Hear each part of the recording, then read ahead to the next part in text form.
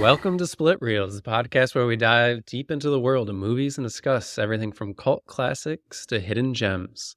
I'm your host, Brody, and I'm joined by my co-host, Nate. What's up, everybody? In today's episode, we're going to explore 2004's Eternal Sunshine of the Spotless Mind, a film that challenges our perceptions of memory, love, the very nature of human relationships.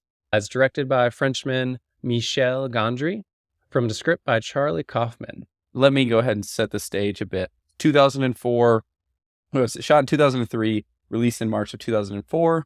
Both Brody and I were in middle school at the time. So we're just getting into our teen years, starting to go through puberty, seeing what's going on. This had big cultural technological changes. We're dealing with post 9/11, which was something that we really didn't have to deal with, but you don't really only felt it at the airport as a kid. So the music industry was dealing with Napster, and like social media was in its infancy. Most of us probably had MySpace pages. Yeah, picking our top eights. Heck yeah, top eights, man. Those were big days. You could be dropped off the list and realize you really messed up with one of your friends. Reality TV was starting to do things like what was Big Brother, Road Rules. There was other ones out there. Oh, Real World Road Rules, Yeah. Challenge, American Idol, Yeah. Survivor. Weird time. It was great for cable television at the time. American Idol, Survivor, both making a comeback today. I still can't get back into American Idol. Survivor is hit or miss for me.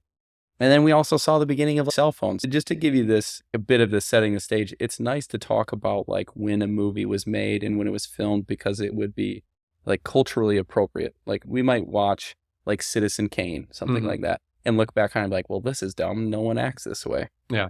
But it's in the time, it was a huge shift. Yeah. And a lot of times it's a reflection of that time, right? Exactly, yeah. So it's good to set the stage and try to get your brain into the idea of, okay, this is where I need to be at and like what I need to be thinking about when I watch this movie, because that's what was happening during the time. Yeah. It's also interesting to think about, could that movie still be made today? Whatever movie it is that we're talking about at the moment. For sure. The budget of this movie was $20 million.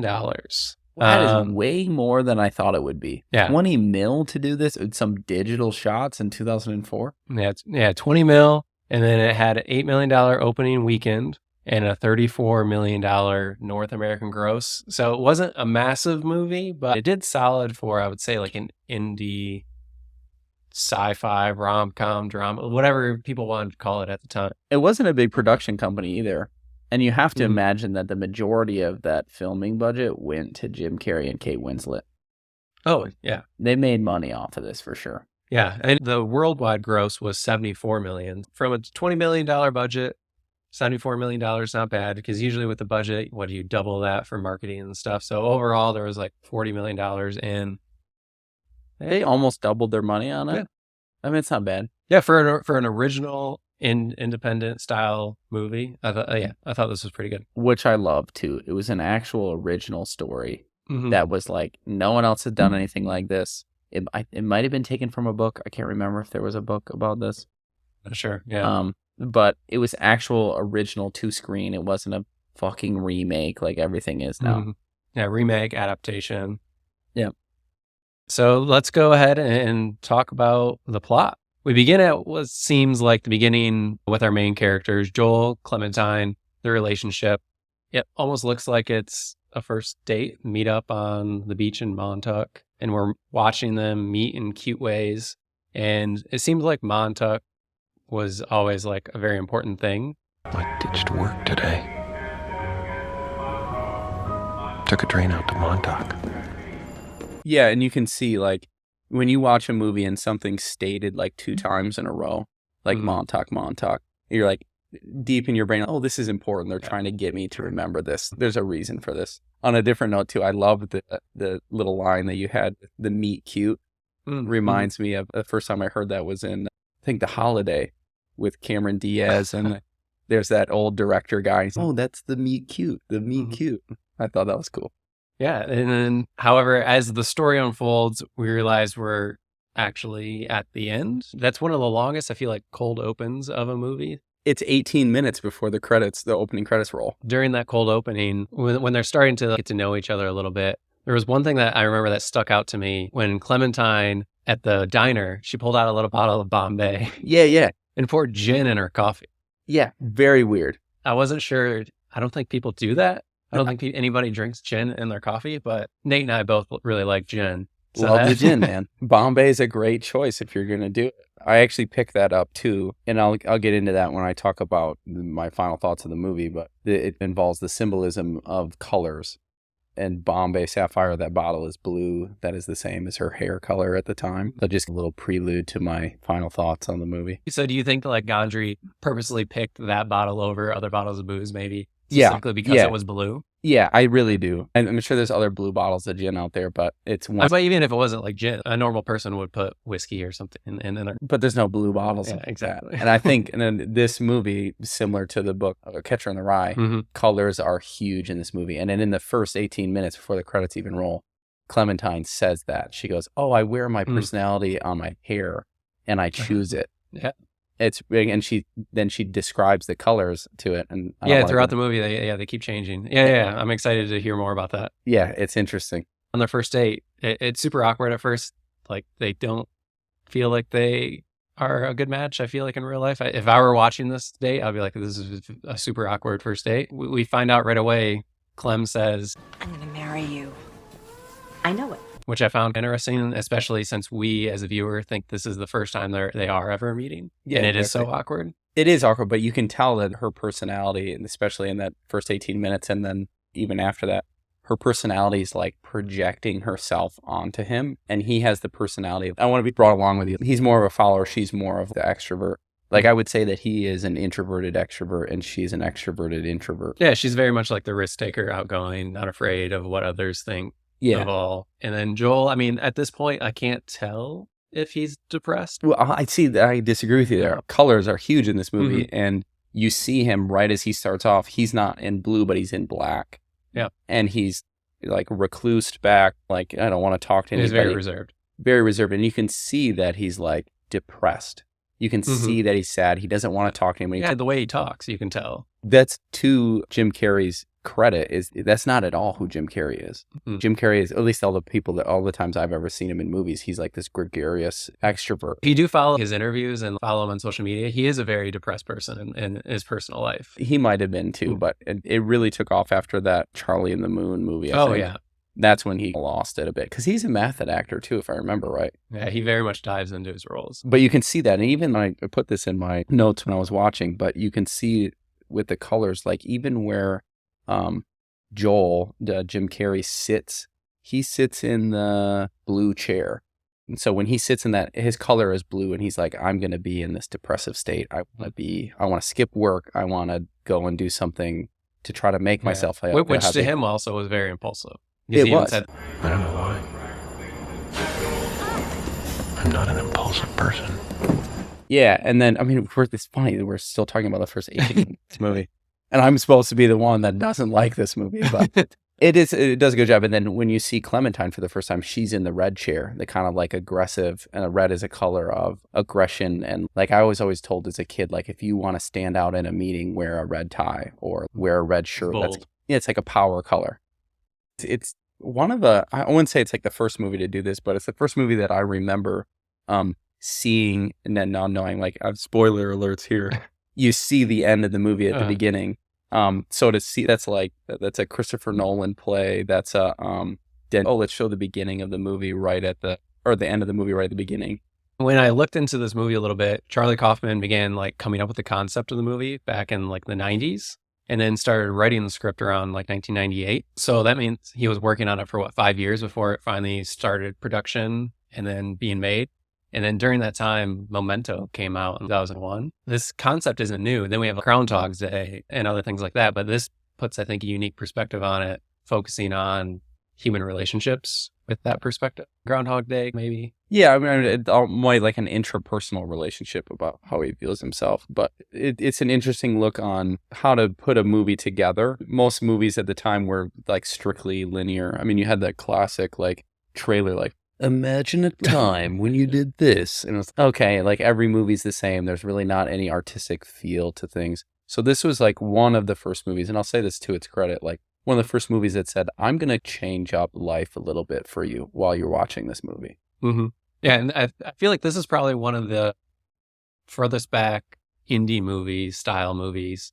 It has that feel to it these days still. And I feel like the movie still holds up 20 years later.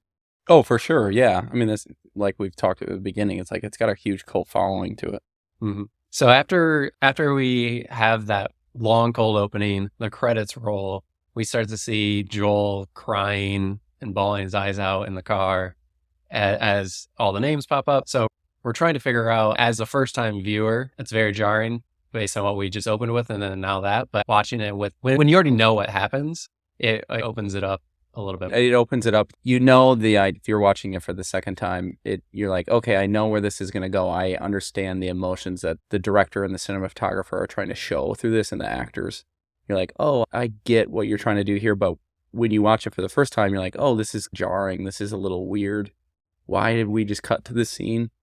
Right after that, it jumps to the breakup, if I remember right. And to bring that back to the idea of like when Charlie Kaufman came up with this, the whole idea of this came from a guy who came up to him and said, imagine that you get a letter in the mail that says, your quote unquote best friend has just erased you from your memory. Do not contact them again.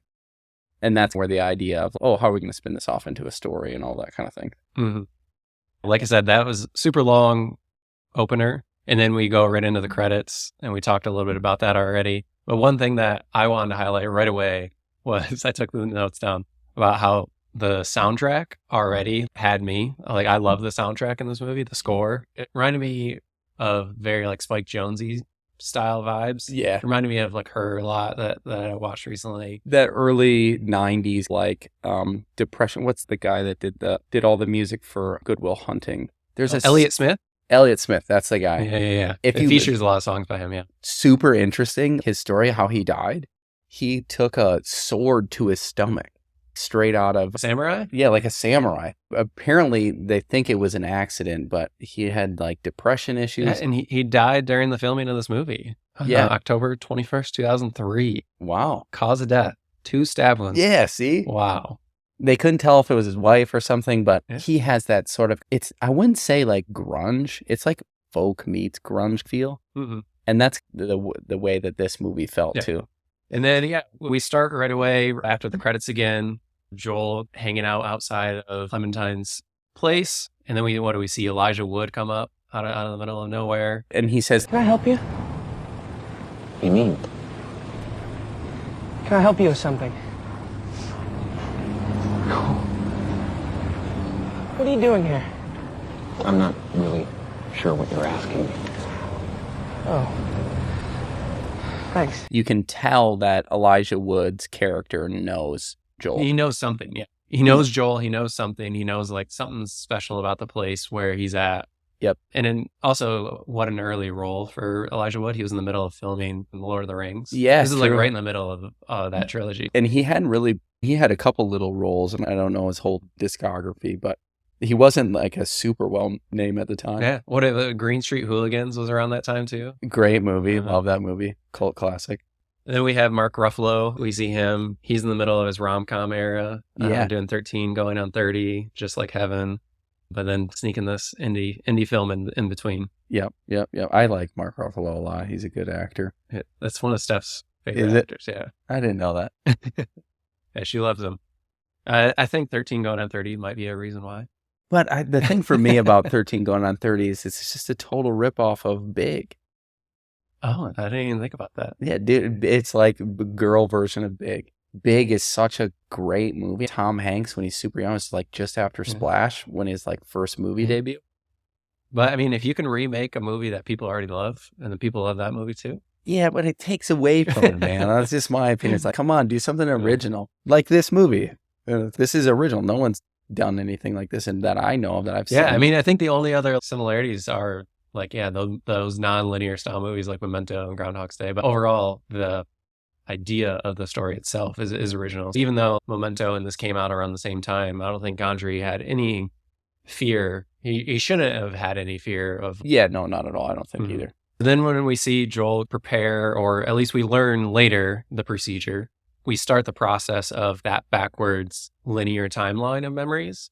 And we start to learn that his last memories with Clementine are like where we are now. And now we are going backwards. We are going to go back in time through the relationship. Right, which does a cool thing. Oh, is this the beginning? And now they're going to show us like the end of the relationship, Mm-hmm. not knowing what you would watching it the second time, but you're like, oh, this is how they met, and now we're going to know like the end of the relationship. That's what that's where you think you're at the first time you're watching. Oh yeah, now we're starting to see like the grief of that breakup and his motivation for the erasure. Yeah, With her first choosing to erase him from her mind when he got the little letter saying that he was being erased. interesting thing too about symbolism and maybe even word etymology. I think is the right phrase for it.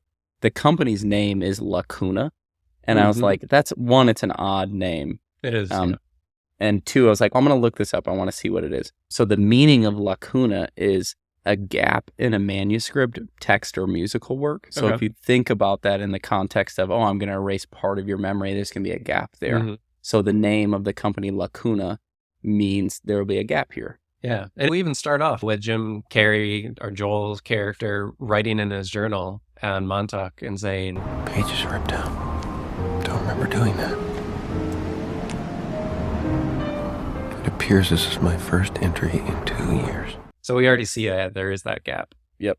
And for me, like visual effects are a huge thing for me, and seeing this erasure start to happen and that first memory, that transition from one memory to the next, I thought was super cool of him going through that door and using the light to cut off the old memory. It'd be a reminder, especially throughout the scenes where the memories start to fall apart. Oh, yeah. It reminded me a bit of like Inception, like a proto Inception of, hey, you're in this dream world and things are falling apart around you. Oh, that's an interesting connection to make. So going back to Christopher Nolan again, but it's cool to see that. And it was practical effects too. It wasn't a lot of them were. Yeah. Especially later on in the movie when you see Joel under the table with Clementine. Oh, yeah. All of that forced perspective. Yeah, that forced perspective. And that was cool. It's like, looking at things now, like everything is so CGI and everything can be done to look perfect. But when you see that and you can recognize, oh, this is forced perspective. Like the table's way bigger because Jim Carrey's standing under it, but then they show the shot of the legs and stuff. That's a lot of fun to see that. And also during this time, we start to learn a little bit about, I guess I'd say like the rules of like how this procedure works. And it is interesting because we start to see that little bit of blend over as Elijah Wood and Mark Ruffalo's character are starting the procedure and they're drinking. And it's funny the way that Mark Ruffalo's character is introduced is the beginning when they talk about the procedure. He's our best technician. He does a great job. And then it finally cuts to him being the technician and he's like, he has no idea what's going on. Yeah, he's like getting hammered drunk, smoking weed and trying to bang what's her name. And it's okay. Oh, you're really good at your job, man. Yeah, but then it's also interesting when Elijah Wood's character leaves and then Kristen Dunst's character is there and they're just like laying on him, eating on him, jumping and dancing on him. It goes to show too, like I think like as a part of like character development, it shows like they have done this before. Yeah. They weren't like apprehensive about it. So every time they go and do this, they just, fucking party and let's do this and do that. And yeah. And it's such a juxtaposition of them having such a good time while they are erasing more than likely terrible memories. Yeah, exactly. He's sitting there literally like basically in a coma, like, let me out. I don't want this to happen. We get, like I said, we get to see what happens outside of that dream state. And I love how they focus on the concept, but don't get bogged down in the tech, I guess I would say, which I think makes this movie hold up a lot longer. Yeah. The fact that it's just a laptop. I will say as a tech person, it really bothered me to see that old computer. Like that computer that they had in that he was doing the work on, and then the CRT TV, like even for 2004, that thing was like 20 years old. Yeah, but the fact that it's practical, I feel like makes it hold up. Because if they were to do this movie now, they would be having some crazy CGI machine. Yeah, it's that classic hacker man being like, deleting memories. But that bugged me a little bit. I was like, that's way dated. Come on. Like I said, if it were made today and it was like that CGI where they had a big tech machine or something that looked, I don't know, fancier, I feel like it would take away from like the drama. Like it would make it cheesier. It would make it more true. It would date itself a bit, but you could have thrown something else in there besides that. I'm a person who likes old computers and things like that, but come on, that thing is like, it was like one of the first laptops ever made. He like opened it up and I was like, what?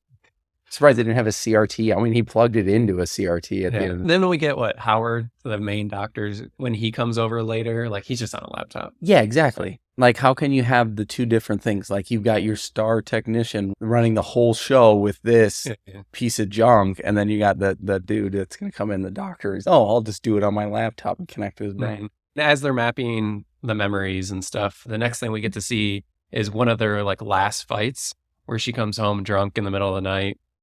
And we get to see like how they are arguing with each other at this point in their relationship. And it's like, it's mean. Oh, yeah. He says that line. He said, Now, see, Clem, I assume you fucked someone tonight. Isn't that how you get people to like you? And it's to that point, a lot of people who've been in relationships that they don't really like at the end get to that point, like, I don't give a shit what I say to this person. And that's where you can see that's where they're at. And it gives you a bad look because, at least in my opinion, and I'll get into this later too, but the way that she comes home is, I was flirty, huh? Mm-hmm. And then this is what I expect now. That's not a good relationship. Yeah. That's when I would say this third chunk of the movie, this is when I almost was not liking it because I didn't like them. I didn't like either of them as characters at that moment because they were just taking digs at each other to hurt each other at that point. Yeah, they were being mean, like vicious with each other. And I'm like, okay. At the beginning, after this point in the movie, we see that their relationship is definitely rocky, to say a minimum. They're not good. And from a third-party point of view, watching this relationship, I would be like, yeah, you two should not be together. This is not working out. Mm-hmm. And again, with this like non-linear timeline, you see, first you see the beginning of the hair color being changed. At this point, she is, and I'll say this for right now, she is orange. Her hair is orange. Yep. And she refers to this right at the beginning of the first 18 minutes. She says, Agent Orange. I came up with that one. I apply my personality in a paste. Which is really interesting because she's like, that's a color that I made myself. And that's like maybe projecting who she is and wants to be. It's this person who like, I don't give a shit what anybody thinks about me. I am just going to do whatever I want to do to make myself happy. Agent Orange. And I guess would at that point, because she says that at the beginning, which is at the end, would she have had the memory of her making that orange? I guess it could have happened before Joel. Right. I mean, she talks about the idea of the hair colors. So deep in the recesses of her brain, I think she has an idea of what she's trying to represent with herself. Me as a bald man, I knew what I was trying to do when I had different hairstyles. When I had hair, I was like, when I had a mohawk, it was great. I wanted to be party dude. And when I had a buzzed head, I wanted to get a job. Yeah. She wears her hair very much a part of her personality. Yeah, outward person. And the funny thing is, too, is if you see her in most of the scenes of this movie, you see her and with a little bit of orange on her at some point. Whether she's wearing an orange sweatshirt or pants or has a little trinket that has orange. So there's always that little bit of, hey, I want to be this crazy nutso person. So we go through the nonlinear timeline going backwards, which is a cool way to view a relationship because you see it to begin with and being like, wow, they fucking hate each other. And then you're like, oh, wait, they hate each other. But it also predisposes us to being like, the first time you meet a character in any movie is like, just like real life. Like, oh, the first time you meet anybody. Yeah, like, the first impression. Yeah, first impression is a huge thing. So the first impression of me meeting Clementine and Joel, I'm like, these people are fucking toxic. And you have to try to like rid that sort of view out of your brain. Especially as you're going back in the relationship as it gets quote unquote happier. Right. Back to the honeymoon phase when they're like in love with each other. Yeah, because I mean, it's also during this time we see Joel for the first time really start to maybe regret his decision as he has that good memory of them under the sheet. Yes. And Please let me keep this memory. Just this one. Yeah. I actually like this. As much as I hate Clementine right now, I want to keep this. Yeah, let me keep this one thing. And then obviously he can't. And like I said, like all these scenes, so many of these scenes are done with practical visual effects. I think they really utilize light very well in this movie or the absence of light. Yes. And having that be like a huge the thing. Spotlight on certain things. There's scenes closer to the end of the movie where you can see like a flashlight, like a legit flashlight being put in the actors' faces, which is a good and a bad for me. I like that because you're like, oh, I'm going to focus on this and this is what I'm going to watch. Yeah. But it also broke the fourth wall for me a little bit. And every actor, when that light hit their face, they went, and they like squinted. I was like, I see what you mean. And that kind of was like, oh, there's a light in their face and they didn't get over it. And you can tell too, it reminded me a bit of the Blair Witch Project.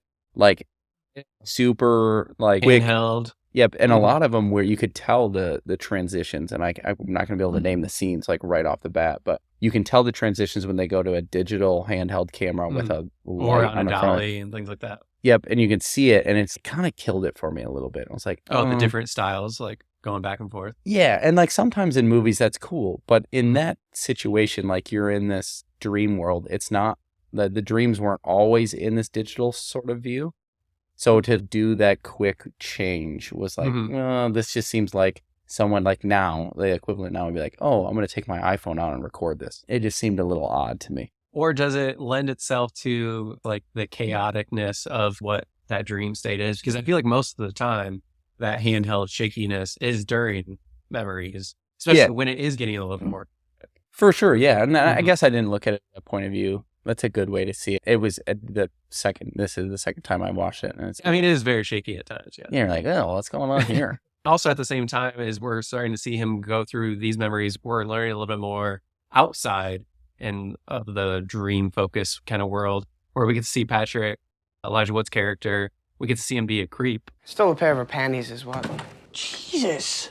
What? It's not like, they were clean and all. Don't tell me this stuff, man. I don't want to hear this shit. They were clean. What? We learn that he used that information plus the information that he's currently at with Joel, who was dating Clementine. We get to see him steal like insider info to make himself look like a better boyfriend. And then it does hit Clementine. This is weird. Why are you saying that to me? Like I said, Elijah Wood's character ends up taking the gift that Joel was going to give her on Valentine's Day. Yeah, for Valentine's Day. And she's like, this is perfect. This is exactly what I wanted. So you can see in that time too that like Clementine. Didn't she say the same line to Elijah Wood that she said to Jim Carrey at one point earlier in the movie about like the jewelry? This is the perfect thing. Yes. She said that to him, like, this is exactly what I wanted. Yeah. Which is weird. And that whole side story of those 3 to 4 characters seemed odd to me. Like, if you look at it in the idea of, is this progressing the story along? It just seemed like side information that was like. The main focus is Joel and Clementine. I did feel at times it was distracting. I know this is a plot moment later on. That's part of the reason it probably happened. But the whole thing with the doctor and Kristen Dunst having her mind erased. Yeah. And it was because the affair that she had with the boss that she is now having another affair. But I guess the only thing that I took from that propelled the story forward, and I think what they were trying to portray in the time, is that the idea of the heart wants what the heart wants. So you see that her mind has been erased. We haven't really gotten to the point that we know that Clementine and Joel are going to be back together. So that little bit of plot point, oh, she did this twice. And the wife's, oh, you poor kid. You can have him. You did. That line I felt was so good to help the audience realize what is happening. Yeah. Or she had her erasure. Yes. If you look at that 30 seconds before that line is uttered, you see the Lacuna van being there and Mark Ruffalo's opening it up. There's an error that is there. There's a gap, isn't there? There's a gap. It's La Una, not Lacuna. There's no C there.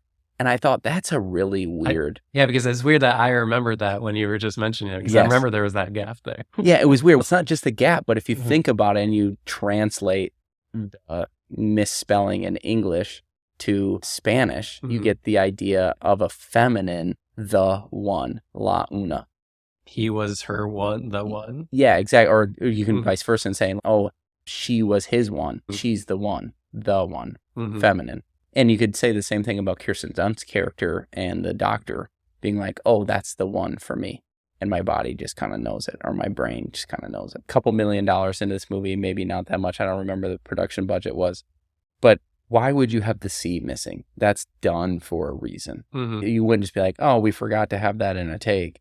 No, that would have been fixed. Even in post-processing, you'd be like, oh, we'll throw the C in there because that's what it is. Yeah. That was done intentionally to say something. I feel like so much of this, the background is done intentionally, because even during the erasures of the specific memories, you start to see little things start to disappear in the background. Like everything in the background is very intentional. What goes first, in the doctor's offices, like as the memories start to get erased more and more, like faces get pulled off. Oh, And- yeah. That effect is messed up, man. When they have like, stretched skin across the face. Yeah. And what's pretty cool talking about practical effects that we were earlier, in those scenes when Jim Carrey is in like in it twice, they didn't do a body double for that. He was actually in both. So when the camera panned over, he had to rip his hat off, rip his jacket off, and sit down and be calm. And then when it came back to him, he had to put it back on and be like, yeah, he like did this. Texas Switches live in camera. I remember reading that as well. Yeah, I thought that was pretty interesting. And that's cool to see the love of the game, basically. It's, hey, let's do this and let's do it fun. Speaking of like the visual effects and like Jim Carrey and it being practical, I watched a YouTube video, Corridor Digital, and they do visual effects breakdowns. And they did one with the visual effects supervisor, Eternal Sunshine of the Spotless Mind. But he talks about one, he calls it the ping pong scene, where Jim Carrey's character goes like back and forth on a street. And as he's going back and forth, like the camera's swiping, panning left and right, and more things are being erased and like how they do that. And everything's done practically. They're just doing clever cutting and blending of the different cuts. In that scene, I was reading about this, that same scene too. In that scene, Jim Carrey himself, as not the character, but Jim Carrey and Kate Winslet had become such good friends during the filming of this. You can see him mouth, "Kate, where did you go?" Because she disappeared without him knowing. And you can see him turn around and he goes, "Kate, where did you go?" And you don't hear it. They cut the audio out, but you can see him mouth Kate. And then they just use "where'd you go?" Yeah. Interesting. Yeah. So that's cool to say, like you can tell that the production of this was really intimate and like really cool for the actors. And I found this too, was that this is Kate Winslet's favorite performance of herself. Oh, wow. She came out saying it's like an Empire magazine at some time, but she said, this is the best time I ever acted. I loved everything I did with it. It was super cool. Yeah. And speaking of Kate Winslet, like the casting of her, Michel Gondry wanted her, and the studio was trying to push somebody like bigger at the time. They were trying to push somebody like Nicole Kidman, like our Oscar nominated actress. Yeah. And he's like, no, I want Kate. And he stuck up for her because like she was giving notes on the character. She was making the character hers, which I found super fascinating. Yeah, it's funny that somebody would say that it wasn't big at the time, because she had 1999 Titanic. She was like the biggest fucking star in the world. Everyone wanted it. Oh my God, I love Kate Winslet. She's amazing. Yeah, and the studio didn't want her. Yeah, and talking about those two characters and the director, I remember reading about how he gave them different directions, Jim Carrey and Kate Winslet. Jim Carrey, he gave the direction of every time he would shoot a scene, he'd be like, "Hey man, this isn't a funny movie. This is a drama and a tragedy. You need to be depressed." But then he would take Kate Winslet into another room so Jim Carrey didn't hear, and say, "This is a comedy. Let's have fun with this." So you see that the different performances. Yeah, and I already know my wife's going to be calling me out for this. The juxtaposition of the two characters. She hates when I say that word. The juxtaposition of those two characters, and you can see the way that they acted it differently. Yeah, because I think that led to the awkwardness that I felt at the beginning of the movie, whereas like I feel like these characters are in two totally different spaces and they don't mesh well. Yeah. Yeah. Then it also brings the opposites attract kind of thing. And I mean, and so much of this movie and the dialogue was improvised, and a lot of it was taken from rehearsal sessions. Yeah. Of them just getting to know each other, and that's where they themselves got to really become close. And I think that translated really well on screen. Yeah, I agree with that too. I'm a big fan of improvisation when it comes to like character development. Because when you can build off of a chemistry of what two people have, you're like, oh, you're friends. I'm going to let you just roll and do your thing. Yeah, and even in a lot of the dialogue, like it wasn't as clean and smooth as a lot of movies are. It's a little jittery and stuff, and it felt a little bit more natural and real. Yeah, I like that a lot. Speaking of like the closeness of Jim Carrey, another thing I read goes back to another cool visual effect. When he's like shrunken down and he's like the child and being washed in the sink. Yeah. That is actually like a massive hot tub that they're all hanging out in. And I guess Michel, the director, had it cranked up way too hot, and Kate Winslet passed out. Oh, no way. During the filming. And Michel wanted to keep rolling and recording. He's like, "Oh, get her out of here and then we'll keep going." And Jim Carrey's slow. Right, yeah, no worries. But yeah, I guess Jim Carrey and the director had a lot of arguments during production of this movie. Yeah, I think it falls into what I was saying too, being like he was giving him like, "Oh, this is a dark, morose movie. Don't be happy." Speaking of that scene in particular where they're like bathing the baby, Mm-hmm. I love that in those shots that fall back to like his childhood, Mm-hmm. Jim Carrey regresses back into childhood. Oh, So like he's his like, behaviors and the way he's acting and yeah, stuff. I thought that was really cool and Mhm. like immersive to Yeah. see like him acting like a child. And he, like when he was getting into that fight with that kid, he's like, "Oh, you're stupid." Run. She's like, "Leave him alone. It's fine." But I feel like that falls in line with Jim Carrey and his wheelhouse of what he's good at. Yeah, 100%. Because I think that would be a struggle for other actors, and I think it would be a struggle for the audience to buy into other actors doing that as well. I think, and this is going to be somewhat of a meta point of view towards Jim Carrey, he was pigeonholed into these like super comedic roles just Yeah. because of how animated his face was and like Mhm. what he could do. The dude is an amazing actor. You watch him in the Truman Show. The Mhm. Number 23, and this, you see that sort of like super serious like person that can be there. Yeah. It was a huge testament to who he is as an actor. And my dad always says one of the best acting movies of all time is The Grinch. And if you look at that and you look at the way that Jim Carrey plays the Grinch, Yeah. no one else could have ever done that. Yeah, he embodies it. It's an unforgettable performance. Yeah, like that smile that he does in The Mhm. Grinch, and like it cringes all the way up the side of his mouth. Mhm. There's no prosthetic. I mean, he has a little bit of prosthetic on him, but it's not like it wasn't animated Mhm. up. That was him doing these facial like changes. That guy can change himself for roles like nobody else. I mean, almost akin to a Daniel Day-Lewis or somebody else. But he was pigeonholed into these Mhm. comedic films. That's my kind of opinion on him. Yeah. So with the middle of the movie is going over, it's going over the relationship between Joel and Clem, and you see all the side stories with Ruffalo's character and Elijah Wood's character. Mhm. And then you start to progress towards the end, the apex of the movie when you think about it in a timeline of, oh, this is where, shit's hitting the fan. You get to the point where you see that final place where they meet in the dreams. In Montauk, yeah. And the first place that they meet in real life, which you find out at the end of the movie. Mhm. They met at this place and she tried to break in and he didn't want to be a part of it. That's where those scenes start to pick up with the lighting and the weird structure and the houses falling apart.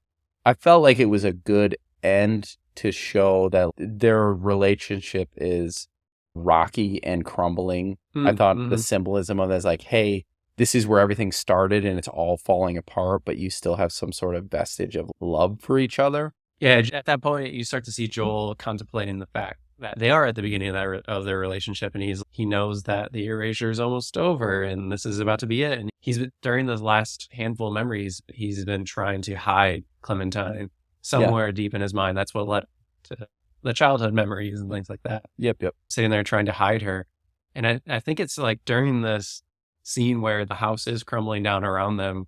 Is it where Clementine whispers to him? That is what we learn is what sticks with him and what he wakes up and instantly wants to go do. Yeah, he hops on that train, which we see at the beginning of the movie. Brings And us back to the beginning. it shows us like, hey, you've already watched this part kind of thing, like almost slapping us in the face with, you're an idiot. How did you not know this already? It goes back to, we saw it with Mary and Howard, where even though she already erased him out of his memory, she still came back to him. And now we're seeing that the same thing where they are going back to each other. And then are we learning that like love is inevitable? I feel like that's part of one of the things that they keep trying to drive home. Yeah, I think that was, at least to me, the overwhelming message of the movie is the heart wants what the heart wants kind of thing. And it'll find its way there no matter what. Yeah, even if you do erase these memories to this weird sci-fi feel.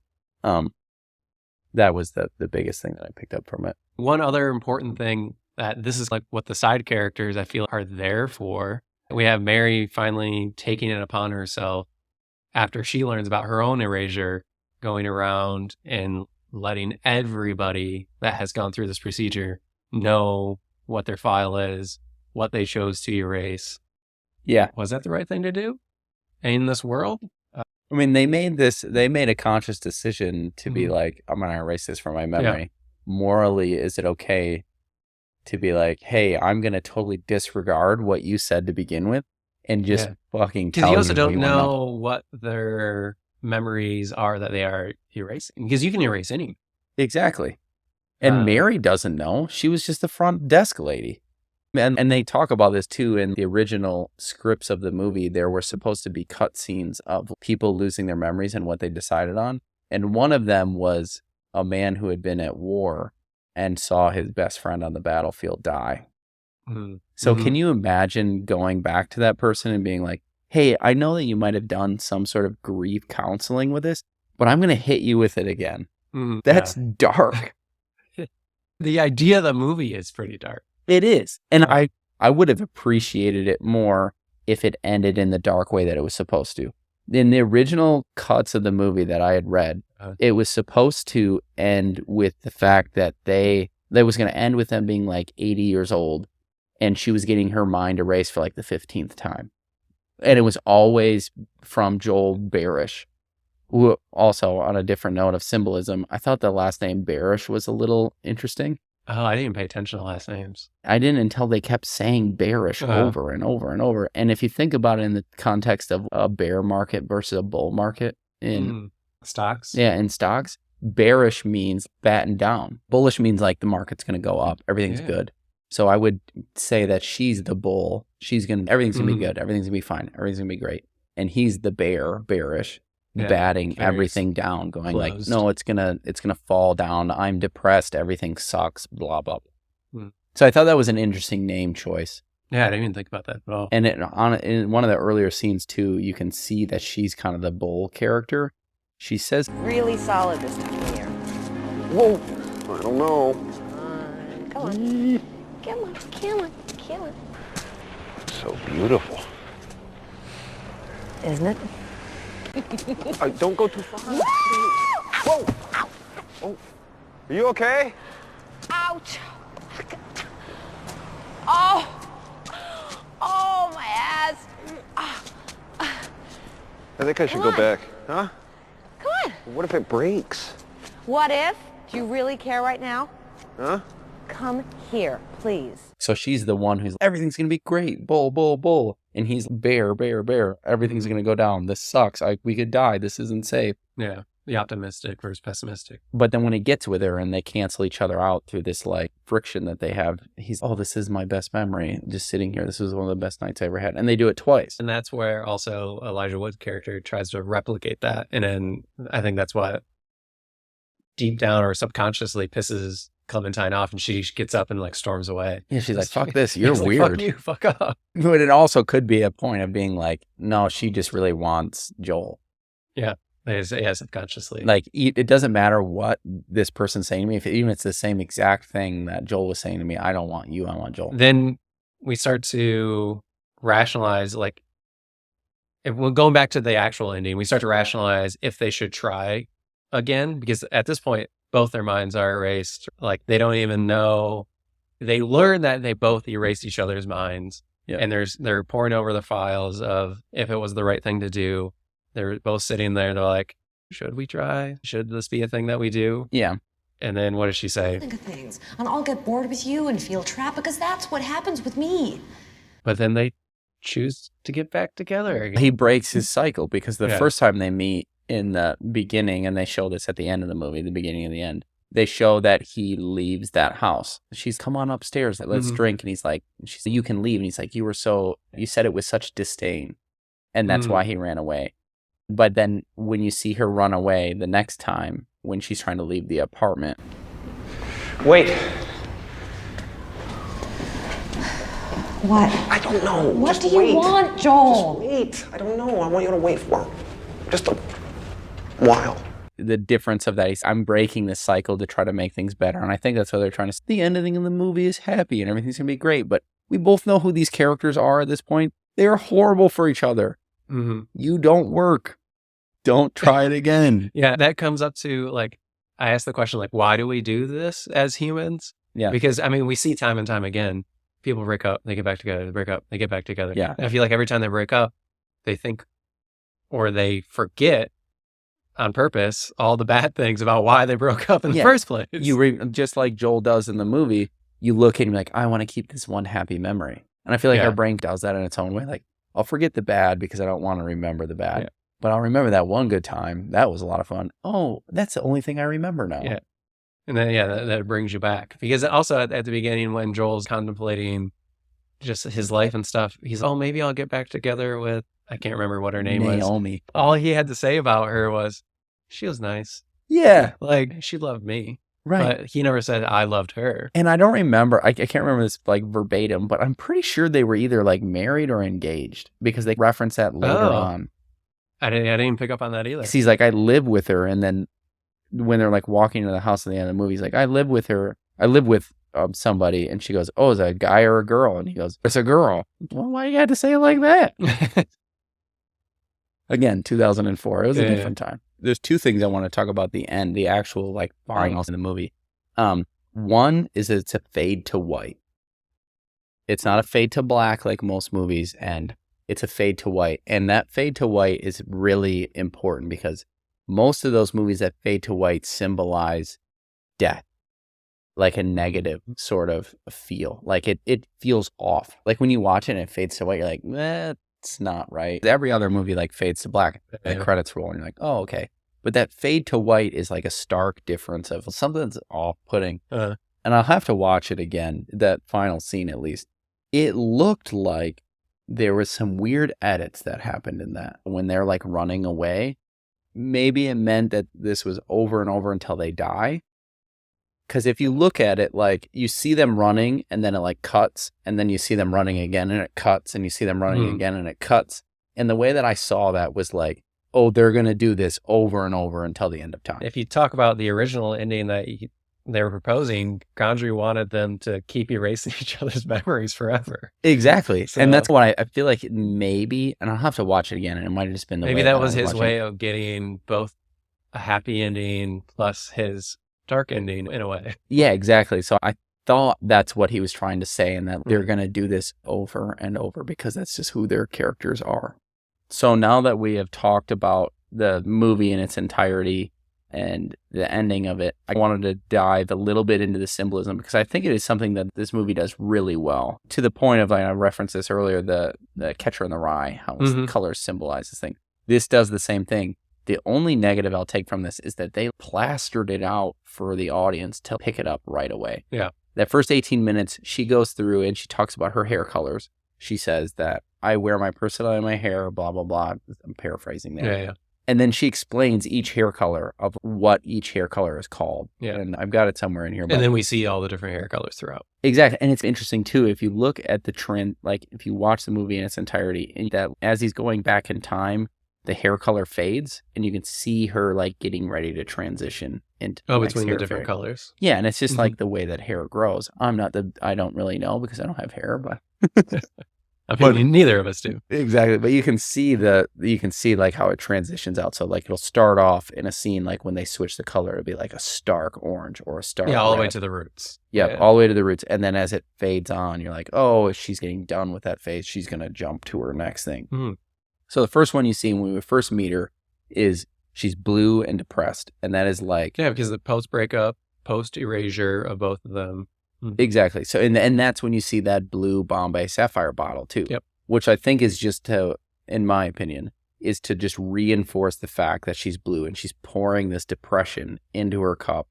And she's, I want to be full on deep depression. I'm fine with this. Would you say now that you've watched the whole movie and you saw right away she was drinking, she had a problem drinking and driving, would you say she's an alcoholic? I don't even know if you can label her an alcoholic. She self-medicates hard with alcohol in that scene and in most of the final parts of the relationship.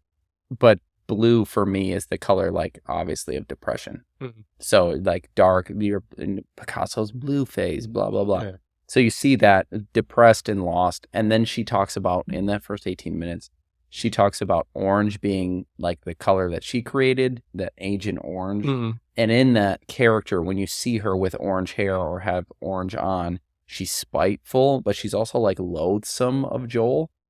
She's, everybody is out to get me. I don't like you. I'm going to be very combative, blah, blah, blah. And then you see the red version of her, which was a hard transition for me to see the difference. It's a little more subtle, yeah.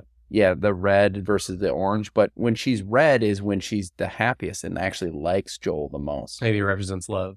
Yeah, it could. Yeah, I didn't even think about that. Yeah, Mm-hmm. it represents love. She's into it because when she's in that scene of when they're under the table together, Oh, yeah. she has red hair and she like shows him her crotch. And she's Yeah, that's like, where she's the most fun, and she's like trying to hide. That's the version that they're trying to hide. Yeah, exactly. And Mhm. she's into it and she knows, like, in the lucid dreaming. She's, you're trying to erase me right now. Let's try to find us. They're the most simpatico at that. Because that's the version he wants to save. Exactly. And he loves that. And then they're in the bath together and they're like, oh, I love this.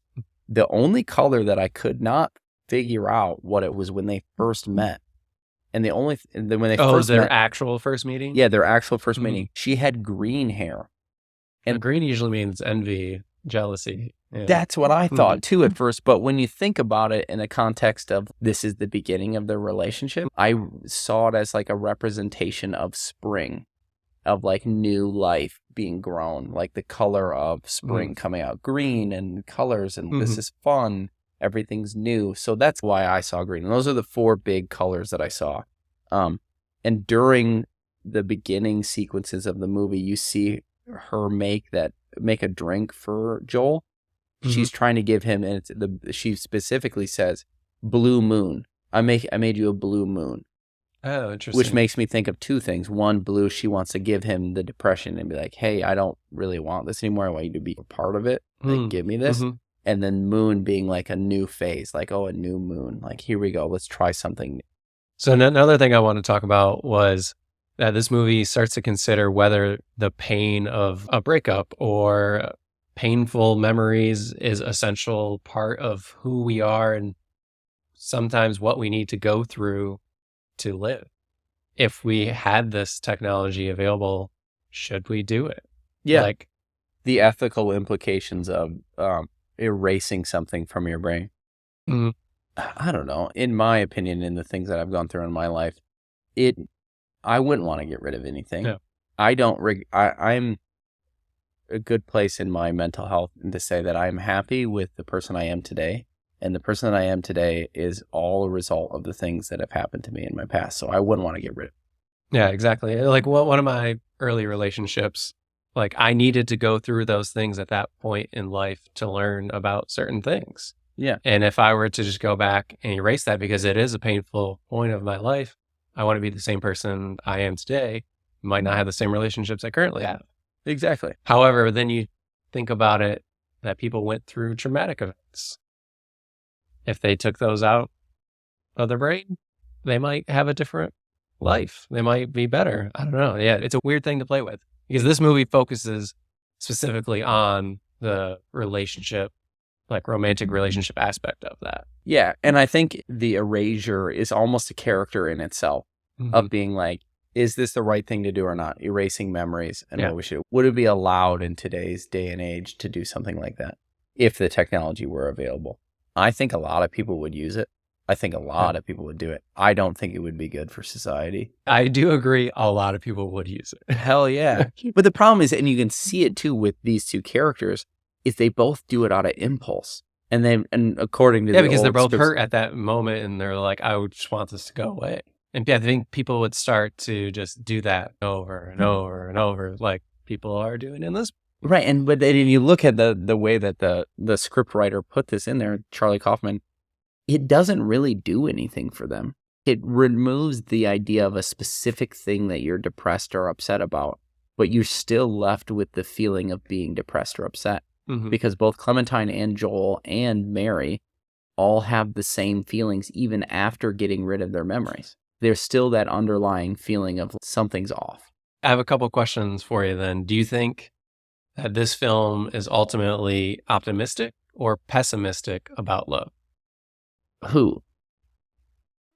That's a good question. I think maybe I'm going to put words in people's mouth. I think the executive producers and the studios wanted this movie to be optimistic about love, but the writers and the director were like, it's not what we wanted out of this. I think I agree, especially learning about the original ending and what that was supposed to be. And then obviously studios interfere and change things and also test audiences. And sometimes the story that the writer set out to write isn't what ends up on screen. And maybe that's what happened. Yeah, I agree with that too. I guess the other question is, like, with the film's ending, should they give the relationship another try, given what they know about their past failures, do you think? No, these two people do not need to be together. I don't know, because they didn't like emphasize the point of like how good their relationship was at any point. It was like, it was a typical relationship when they were loving, happy, and had sex and jumped around. But it wasn't anything that was like super special. And all we saw were these like negative depictions of what was going on. Yeah. So in my opinion, I do not think that these two should be together. They are a toxic relationship and it is not good. I do agree with you there. I think it's a very toxic relationship. And especially, I just can't get over the things that were said to one another and like how mean they were about it and like intentional about trying to hurt the other person. But yeah, I don't think they should be together. And then I guess one more final question before we get to, did you like it? Do you think this movie is a rom-com? Ooh. Especially with what you were saying, like the director or the writer pulling them and telling them different things about, hey, this is a drama. Hey, this is a comedy. I think, that's a good like intro into that. I think it's both. I think it's both a drama, tragedy, and a comedy. And it really takes it. You have to be looking at it through an individual character's eyes. When you look at it through Joel's eyes, you're like, this movie or this whole series of events sucks ass. This is not good. But then when you look through Clementine's eyes, she's willy-nilly, all right, whatever. But I'm just going to do whatever I feel like at the time. And that's more of a rom-com. And she makes funny jokes about things. I think it's a bit of both. And I don't want to... Would you classify it as a rom-com? No, I couldn't say it as a rom-com. Yeah, and I know Steph, she would never agree that this could ever be a rom-com. No, we have the stereotypes of rom-com needs to be funny and with a happy ending. Yeah. And I don't think it ended happy. I could see how some people would think it is happy. Yeah, especially when you watch it surface. Most people watch now with their phone and they're like, oh yeah, that's a funny scene, blah, blah, blah. Like, they're like, this movie is pretty interesting. Yeah, I agree. Lastly, did you like it? Do you recommend it? And what would your rating be? For me, it would be, you got to watch it once, I think, because it is it's an interesting view into the human psyche and a love relationship.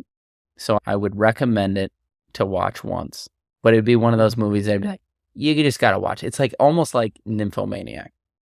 It's like almost for the shock value of being like, just watch it, just do it, and just say you got it done with. So you recommend it, but do you like it? No, I didn't like it. Okay. Interesting. So for you, Brody, do you like it? Would you recommend it?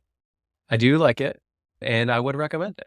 But like you said, I don't know how much I would watch it. I want to rewatch this a lot. And that is what puzzles me, I guess, a little bit about the cult following it has, because usually cult movies people love to rewatch a lot. And I don't know if I will rewatch this anytime soon. I did enjoy it. Yeah. Like I probably would give this probably 7, 8 out of 10, somewhere in there. That's where I gave it an 8 out of 10 because I watched it like viciously, being like, oh, I'm watching this, taking notes, doing things like this. If you really want to get the most out of this movie, you really have to pick up on the symbolism and every little thing means something in this movie. And I think that the writer and the director do a really good job of showcasing that. But if you take the idea of this movie and you strip away the sci-fi fact of we can erase I think memories. It's very loosely sci-fi, I feel like. Yeah. And they try to ground it a lot. Yeah, it's loosely sci-fi, but you take away the idea of being able to erase memories. This movie is just a bad fucking love story. Yeah. And if you watched it in a chronological order, you'd be like, this movie sucks ass. Yeah, so is the non-linear element of the movie, does it help you want them to be together? Yeah, I think so. I think it does. Because it ends on their happy parts, right? It starts with their negative parts and it ends on the happy parts. And exactly. Then them getting back together. And it also makes the movie more interesting to watch, because if you would have taken this total pedantic story, you'd have been like, this movie sucks. It would have been like Boyhood. Oh, This movie's absolutely just boring. I watched this for 3 hours. Well, a good thing this is like an hour and 45 minutes. Yeah. I feel like more movies need to be this length. I can get in on a longer movie, but this movie was a good length. I liked the nonlinear setup. I liked the symbolism. I did not like the love story and the weird side story of the other characters that I didn't feel like progressed the plot at all. I liked Joel. I like Clementine. I don't think they should be together. I think that's all I have left to say about it. Yeah. It was an interesting movie. Yeah. I'm glad I watched it. It was fun. Thanks for listening in today. I hope you guys enjoyed it. We were all over the board with our talks, but talking about a movie like Eternal Sunshine of the Spotless Mind, you had to be non-linear in the way that we talked about it. So if you have any thoughts, opinions, or favorite moments of the movie, we'd love to hear about it. Share your thoughts on Instagram, TikTok. Send us an email. I don't give a fuck. I'll read it. Stay tuned for more episodes in the near future. Yeah, we love doing it. I had a good time talking. Reach out to us. Let us know what you want to do, what you want to talk about. We're here. Yeah. Thank you for tuning in to Split Reels. Until next time, keep watching. Keep exploring the world of cinema, baby.